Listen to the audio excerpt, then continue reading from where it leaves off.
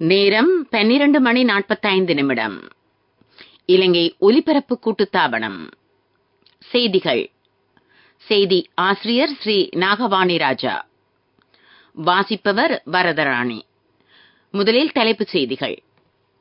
சர்வதேச நாணய நிதியத்தின் கட்டுப்பாட்டு நிர்ணயம் தொடர்பான செயல்முறையை மேற்கொண்ட ஆசியாவின் முதலாவது நாடாக இலங்கை மாறியுள்ளது. கடும் மழை காரணமாக அனுராதபுரத்தின் பிரதான நீர்த்தேக்கங்களின் நீர்மட்டம் உயர்வு. பல மாவட்டங்களுக்கு விடுக்கப்பட்ட மண்சரிவு அபாய எச்சரிக்கை மேலும் நீடிப்பு. நுகர்வோர் சமூகம் தங்களின் உரிமைகள் குறித்து விழிப்புணர்வுடன் இருக்க வேண்டியதன் அவசியம் வலியுறுத்தப்பட்டுள்ளது. சுகாதாரத்துறையில் பல தரங்களின் கொடுப்பனவுகளை உயர்த்துவது தொடர்பில் அமைச்சரவைக்கு முன்மொழிவுகள். கென்யாவும் உகண்டாவும் இருதரப்பு ஒத்துழைப்பை மேம்படுத்துவதற்கான ஒப்பந்தத்தில் கைச்சாத்து. மேற்கிந்திய தீவுகள் மகளிர் கிரிக்கெட் அணி அடுத்த மாதம் இலங்கை வருகிறது. இனி விரிவான செய்திகள். சர்வதேச நாணய நிதியத்தின் கட்டுப்பாட்டு நிர்ணயம் தொடர்பான செயல்முறையை மேற்கொண்ட ஆசியாவின் முதலாவது நாடாக இலங்கை மாறி உள்ளதாக இலங்கை மத்திய வங்கி சுட்டிக்காட்டியுள்ளது. கடந்த ஆண்டு செப்டம்பர் மாதத்தில் இலங்கைக்கான கட்டுப்பாட்டு நிர்ணய அறிக்கையை வெளியிட்டது. கட்டுப்பாட்டு நிர்ணய அறிக்கையின் முக்கிய பரிந்துரைகளை நடைமுறைப்படுத்துவதற்கான செயல் திட்டங்களையும் இலங்கை அண்மையில் அறிவித்தது. அண்மைய மீளாய்வில் சர்வதேச நாணய நிதியம் இதனை மதிப்பீடு செய்துள்ளதாகவும் மத்திய வங்கி சுட்டிக்காட்டியுள்ளது. ஊழல் அபாயத்தை நிவர்த்தி செய்தல், பொருளாதாரத்தில் நம்பிக்கையை கட்டி எழுப்புதல், பொருளாதார அபிவிருத்தியை வலுப்படுத்துதல் போன்றவற்றை உள்ளடக்கிய திருத்தங்களை செயல்படுத்த வேண்டும் என்று அந்த நிதியம் வலியுறுத்தியுள்ளது. நாட்டில் நிலையான மற்றும் நன்மை பயக்கும் வகையில் பொருளாதாரத்தை மீட்பதற்கு ஊழலின் அபாயத்திற்கு தீர்வு காண்பது மிகவும் முக்கியமானது. மத்திய வங்கியினால் வெளியிடப்பட்ட 2023 ஆண்டறிக்கையில் குறிப்பிடப்பட்டுள்ளது. வருடாந்த பொருளாதார வேலை திட்டத்தின் முக்கிய திருத்தமான நிர்வாக மற்றும் ஊழல் எதிர்ப்பு திருத்தங்களை தொடர்ந்தும் முன்னெடுத்து செல்வதற்கு இலங்கையும் அர்ப்பணிப்போடு உள்ளது என்பதும் சுட்டிக்காட்டப்பட்டுள்ளது. 45 வயதிற்குட்பட்ட தொழில் முனைவோர் சிறப்பு விருது வழங்கும் நிகழ்வு பிரதமர் தினேஷ் குணவர்தன தலைமையில் நேற்று நடைபெற்றது. புதுமையான முறைகளை பின்பற்றி குறுகிய காலத்தில் வெற்றிகரமான பெறுபேறுகளை பெற்ற இளம் தொழில் முனைவோரை மேலும் ஊக்குவிப்பதே இதன் நோக்கமாகும். இதன்போது அதிகாரிகள் மற்றும் தொழில் முனைவோர் என சுமார் 50 பேருக்கு விருதுகள் வழங்கப்பட்டன. சர்வோதயா இயக்கம் சார்பில் அதன் நிறுவனர் மறைந்த கலாநிதி ஏடி ஆரியரத்னவுக்கு சிறப்பு விருது வழங்கப்பட்டது. வர்த்தகர்கள் உரிய சட்டங்களுக்கு அமைவாக செயல்படுவதுடன் நுகர்வோர் தொடர்பான உரிய சட்டங்கள் தொடர்பிலும் அவதானமாக இருக்க வேண்டும் என நுகர்வோர் விவகார அதிகார சபையின் உதவி பணிப்பாளர் உதார நாணயக்கார தெரிவித்தார். நுகர்வோர் உரிமைகளை வலுப்படுத்துவதில் நுகர்வோர் விவகார அதிகார சபையின் தேசிய பொறுப்பு குறித்து இன்று நடைபெற்ற ஊடகவியலாளர் சந்திப்பில் கலந்து கொண்டு கருத்து தெரிவிக்கும் போதே அவர் இதனை குறிப்பிட்டார். அரசாங்க தகவல் திணைக்களத்தில் இந்த ஊடகவியலாளர் சந்திப்பு நடைபெற்றது. இதன் மூலம் வர்த்தகர் மற்றும் நுகர்வோருக்கு இடையிலான இடைவெளி நீங்கி நுகர்வோர் திருப்தி அடைவார்கள் எனவும் அவர் சுட்டிக்காட்டினார். மாறிவரும் சந்தையுடன் தற்போது உள்ள சட்டங்களுடன் புதிய சட்டங்களும் உருவாக்கப்பட வேண்டும். நுகர்வோர் விவகார அதிகார சபையானது சந்தை விசாரணைகள் மற்றும் சோதனைகளுக்காக தொடர்ந்து செயல்பட்டு வருகிறது எனவும் அவர் குறிப்பிட்டார். நீங்கள் கேட்டுக்கொண்டிருப்பது இலங்கை ஒலிபரப்பு கூட்டுத்தாபனத்தின் செய்திகள்.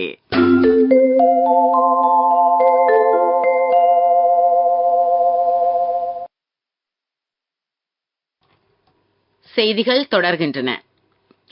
அனுராதபுரத்தில் பெய்து வரும் கடும் மழை காரணமாக பிரதான ஏரிகளின் நீர்மட்டம் உயர்ந்து உள்ளதாக பிராந்திய நீர்ப்பாசன பணிப்பாளர் அலுவலகம் தெரிவித்திருக்கிறது. ராஜாங்கனை மற்றும் அங்கமுவ நீர்த்தேக்கங்களின் நீர் கொள்வளவு கணிசமாக உயர்வடைந்திருக்கிறது. ராஜாங்கனை நீர்த்தேக்கத்தின் 3 வான் கதவுகளும் அங்கமுவ நீர்த்தேக்கத்தின் 1 வான் கதவும் திறக்கப்பட்டுள்ளது. இதனால் கலா ஓயாவுக்கும் நீர் திறந்துவிடப்பட்டு வருகிறது. இதனிடையே நுவரெலியா, திஸ்ஸவெவ, அபயவெவ, மகாவிலட்சிய, மகன தராவ உள்ளிட்ட பல நீர்த்தேக்கங்களின் கொள்ளளவும் அதிகரித்து வருவதாக தெரிவிக்கப்பட்டிருக்கிறது. மழை தொடரும் பட்சத்தில் நீர்த்தேக்கங்களின் நீர்மட்டம் சடுதியாக உயரும் என நீர்ப்பாசன திணைக்களம் அறிவித்திருக்கிறது.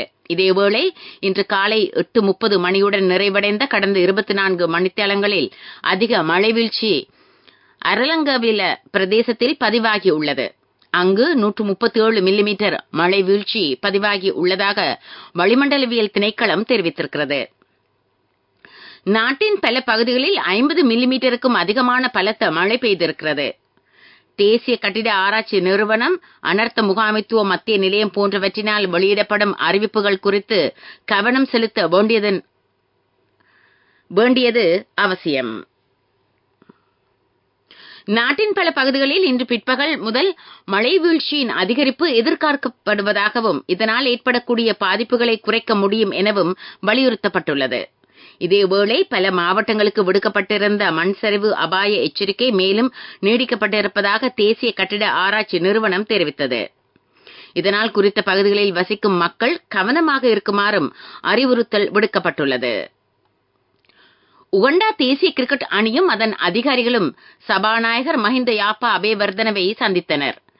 இந்த சந்திப்பு அண்மையில் பாராளுமன்ற கட்டட தொகுதியில் இடம்பெற்றது. இலங்கை கிரிக்கெட் நிறுவனத்தின் பயிற்சி முகாம் மற்றும் நாட்டுக்கு விஜயம் செய்வதற்கான வசதிகளை ஏற்படுத்தி கொடுத்தமை குறித்து உகண்டா கிரிக்கெட் அணியினர் சபாநாயகருக்கு இதன்போது நன்றி தெரிவித்தனர். உகண்டாவில் கடந்த ஜனவரி மாதம் நடைபெற்ற பொதுநலவாய நாடுகளின் அதிகாரிகள் மற்றும் தலைமை அதிகாரிகளின் 27வது மாநாட்டில் சபாநாயகர் பங்கேற்றார். அதன்போது உகண்டா தேசிய கிரிக்கெட் சங்கம் விடுத்த கோரிக்கைக்கு அமைய இந்த விஜயம் ஏற்பாடு செய்யப்பட்டிருந்தது. ஹவுங்கல்ல பிரதேசத்தில் இடம்பெற்ற கொலை சம்பவம் ஒன்றுக்கு ஆதரவு வழங்கிய நபர் ஒருவர் ஹவுங்கல்லவில் வைத்து கைது செய்யப்பட்டதாக விசேட அதிரடிப்படையினர் தெரிவித்தனர். அவர் ஒரு ஒழுங்கு அமைக்கப்பட்ட குற்ற கும்பல் தலைவரின் முக்கிய நபராவார். 37 வயதுடைய சந்தேக நபரிடமிருந்து 2 தொலைபேசிகளும் கைப்பற்றப்பட்டுள்ளன. இதேவேளை தலங்கம பிரதேசத்தில் மேற்கொள்ளப்பட்ட சுற்றி வளைப்பில் காரில் ஐஸ் மற்றும் ஹேஸ் போதைப் பொருட்களை வைத்திருந்த தம்பதியினர் கைது செய்யப்பட்டனர். இந்த நிலையில் தனமல்வில பிரதேசத்தில் மேற்கொள்ளப்பட்ட கஞ்சா தோட்டம் ஒன்றையும் விசேட அதிரடி படையினர் கண்டுபிடித்தனர். இதற்கு ட்ரோன் தொழில்நுட்பம் பயன்படுத்தப்பட்டுள்ளது. இதன்போது சந்தேக நபர் ஒருவர் கைது செய்யப்பட்டுள்ளார்.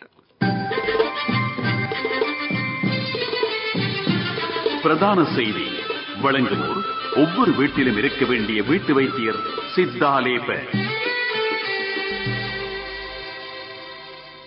முன்னர் வெளியிடப்பட்ட சுற்றறிக்கைகளில் குறிப்பிடாத சுகாதாரத்துறையின் பல தரங்களுக்கான கொடுப்பனவுகளை அதிகரிப்பது தொடர்பான யோசனைகள் அமைச்சரவைக்கு சமர்ப்பிக்கப்பட்டு உள்ளதாக சுகாதார அமைச்சு தெரிவித்தது. அமைச்சர் டாக்டர் ரமேஷ் பத்திரன சமர்ப்பித்த யோசனைக்கு அமைச்சரவை அங்கீகாரம் வழங்கப்பட்டதன் பின்னர் அதிகரிக்கப்பட்ட கொடுப்பனவுகள் அந்த துறையினருக்கு வழங்கப்படும் என சுகாதார அமைச்சு தெரிவித்தது. அதற்காக சுகாதார அமைச்சுக்கு எதிர்வரும் 22ஆம் தேதி வரை கால அவகாசம் வழங்கப்படுவதாக சுகாதார தொழிற்சங்க கூட்டமைப்பின் இணை அழைப்பாளர் ரவி குமுதேஷ் தெரிவித்தார்.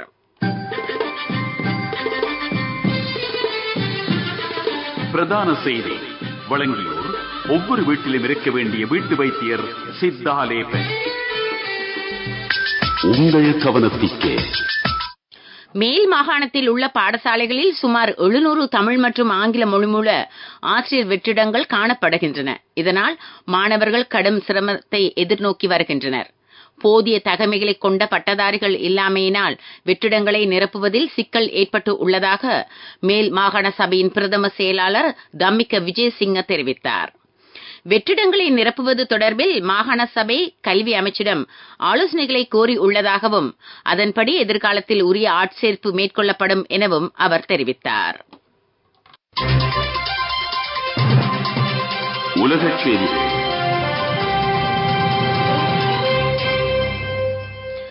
கென்யாவும் உகண்டாவும் இருதரப்பு ஒத்துழைப்பை மேம்படுத்துவதற்கான ஒப்பந்தத்தில் கைச்சாத்திட்டுள்ளன.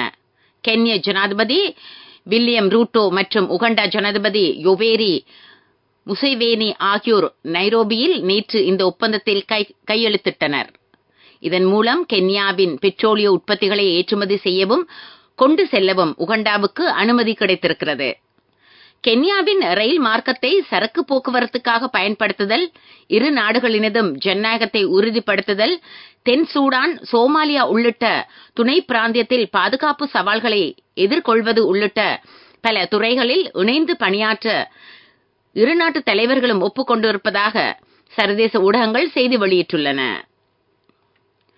ரஹ்வா பகுதியில் வசிக்கும் 7 லட்சம் பேர் இடம்பெயர்ந்து உள்ளதாக சர்வதேச ஊடகங்கள் செய்தி வெளியிட்டுள்ளன. வடக்கு காசாவில் பொதுமக்கள் குடிநீர் மற்றும் உணவின்றி கஷ்டங்களை எதிர்கொள்வதாக அந்த அறிக்கைகளில் குறிப்பிடப்பட்டுள்ளன. சர்வதேச எதிர்ப்பை மீறி இஸ்ரேல் ரஹ்பாவில் இந்த நடவடிக்கையை ஆரம்பித்திருக்கிறது. இஸ்ரேல் ஹமாஸ் மோதல் தொடங்கியதில் இருந்து இதுவரை 35,000க்கும் மேற்பட்ட பொதுமக்கள் கொல்லப்பட்டுள்ளனர். சுமார் 80,000 பேர் காயமடைந்திருப்பதாக சர்வதேச ஊடக அறிக்கைகள் தெரிவிக்கின்றன. அபிவிருத்தி செய்திகள்.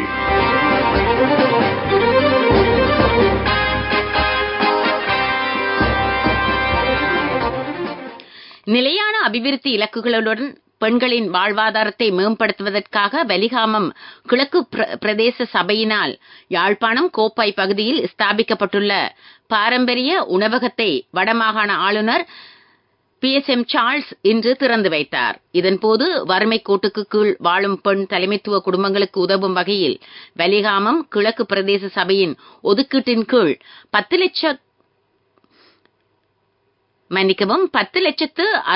ரூபாய் பெறுமதியான 12 தையல் இயந்திரங்களும் பயனாளிகளுக்கு வழங்கி வைக்கப்பட்டன. விளையாட்டுச் செய்திகள். சுற்றுத்தொடர் ஒன்றில் பங்கேற்பதற்காக மேற்கிந்திய தீவுகள் மகளிர் கிரிக்கெட் அணி அடுத்த மாதம் இலங்கை வர உள்ளது. இரு நாடுகளுக்கும் இடையில் 3 ஒருநாள் போட்டிகளும் 3 T20 போட்டிகளும் நடைபெற உள்ளதாக இலங்கை கிரிக்கெட் நிர்வாகம் அறிவித்திருக்கிறது. ஒருநாள் போட்டித் தொடர் காலியிலும், T20 தொடர் ஹம்பாந்தோட்டையிலும் நடைபெறும். இரு நாடுகளுக்கும் இடையிலான ஒருநாள் போட்டித் தொடர் அடுத்த மாதம் 15ஆம் தேதி காலி சர்வதேச கிரிக்கெட் மைதானத்தில் ஆரம்பமாக உள்ளது. வர்த்தக செய்தி அனுசரணை. பட்டதாரியாகும் போது, திருமணத்தின் போது, குழந்தை பிறப்பின் போது மற்றும் 25வது திருமண ஆண்டு நிறைவின் போது 50,000 ரூபாய் வரை விசேட அனுகூலங்கள். மாதாந்தம் 12,500 ரூபாய் வீதம் சேமித்திடும் ஸ்ரீ சேவிங்ஸ் சாம்பியன்களுக்கு மேலும் பணப்பரிசுகள். ப்ரோ ஃபுட் ப்ரோ பேக் உணவு பொதியிடல் மற்றும் விவசாய கண்காட்சி எதிர்வரும் ஆகஸ்ட் மாதம் 23ஆம் தேதி முதல் 25ஆம் தேதி வரை கொழும்பு சிரிமாவோ பண்டாரநாயக்க கண்காட்சி மாநாட்டு மண்டபத்தில் நடைபெற உள்ளது. இலங்கை தொழில் முனைவோரின் புதிய தயாரிப்புகள் மற்றும் செயலாக்கத்தை அறிமுகப்படுத்துவதற்கு உள்ளூர் சந்தைக்கு முக்கியமானதாகும் என இலங்கை உணவு பதப்படுத்துவோர் சங்கத்தின் தலைவர் துசித விஜயசிங்க தெரிவித்தார். இந்த கண்காட்சி இம்முறை 21வது தடவையாகவும் ஏற்பாடு செய்யப்பட்டுள்ளது.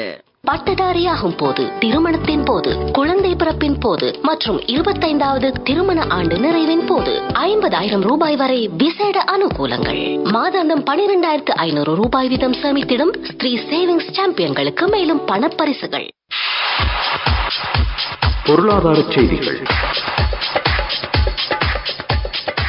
16,000 கோடி ரூபாய் பெறுமதியான திரைசேரி உண்டியல்கள் வெளியிடப்பட்டுள்ளன. இதற்கான ஏலம் எதிர்வரும் 21ஆம் தேதி நடைபெறும் என இலங்கை மத்திய வங்கி அறிவித்திருக்கிறது. அவை 81, 182, 364 நாட்களில் முதிர்ச்சி கொண்டவை. காலநிலை அறிக்கை.